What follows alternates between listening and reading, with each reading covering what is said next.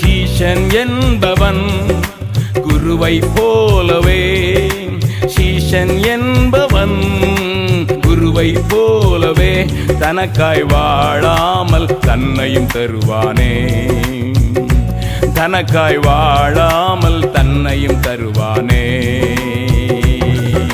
பரலோக சிந்தை கொண்டு உமக்காய் பணி செய்வே நான் அனுதீனமும்.